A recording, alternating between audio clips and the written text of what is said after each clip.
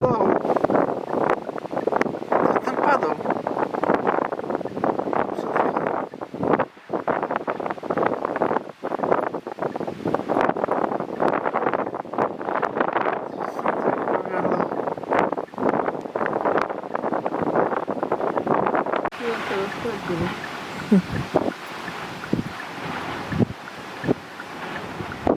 To jest fursa, tak.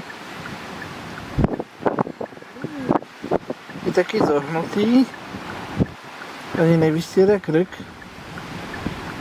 To je skovaný.